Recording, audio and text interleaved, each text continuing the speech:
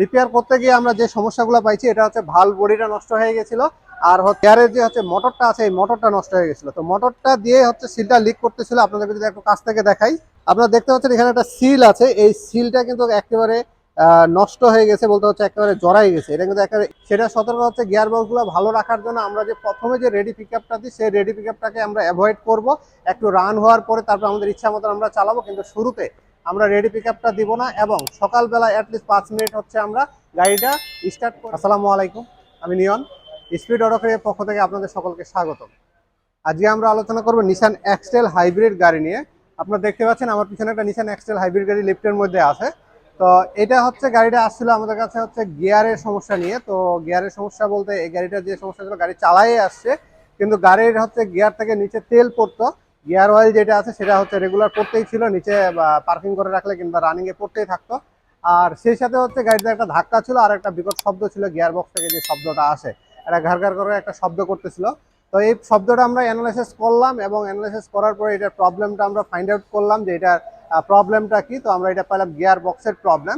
তো পরবর্তীতে আমাদের এখানে যেহেতু গিয়ার বক্স রিপেয়ার করা হয়, তো রিপেয়ার করার জন্য আমরা একটা কোটেশন দিলাম। রিপেয়ার করতে গিয়ে আমরা যে সমস্যাগুলো পাইছি এটা হচ্ছে ভালভ বডিটা নষ্ট হয়ে গেছিল, আর গিয়ারের যে হচ্ছে মোটরটা আছে এই মোটরটা নষ্ট হয়ে গেছিল। তো মোটরটা দিয়ে হচ্ছে সিলটা লিক করতেছিল। আপনাদেরকে যদি একটু কাছ থেকে দেখাই,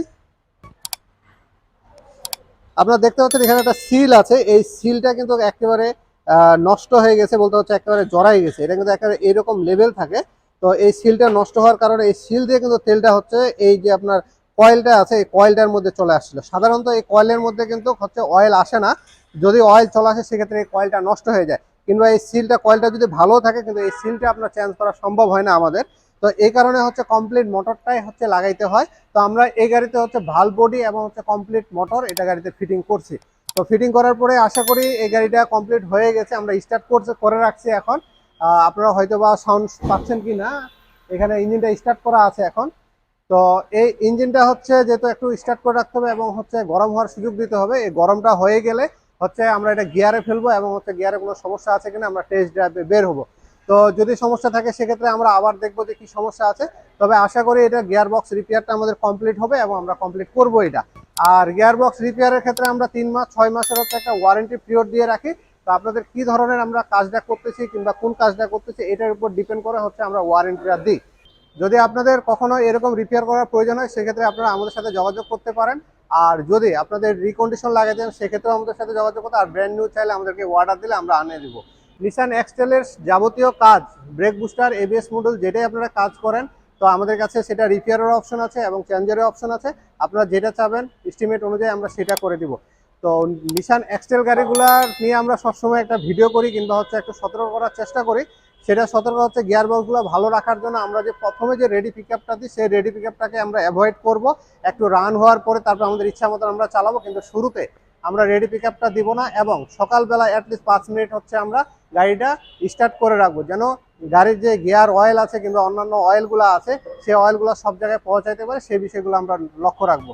তাইলে আমাদের হয়তোবা গাড়ির গিয়ার বক্স কিংবা অন্যান্য সমস্যাগুলো খুব কম হবে। এর সাথে হচ্ছে আমাদের এখানে একটা ট্রেনিং সেন্টার আছে, যারা ট্রেনিং করতে চান কিংবা কাজ শিখতে চান ওনারা আমাদের সাথে যোগাযোগ করলে এখানে ট্রেনিং এর মাধ্যমে আপনারা শিখতে পারবেন। সেটা 1 মাস এবং 2 মাসের একটা কোর্স আছে। তো আপনারা যে কোনো একটা কোর্স নিতে পারেন আপনাদের যদি প্রয়োজন হয়।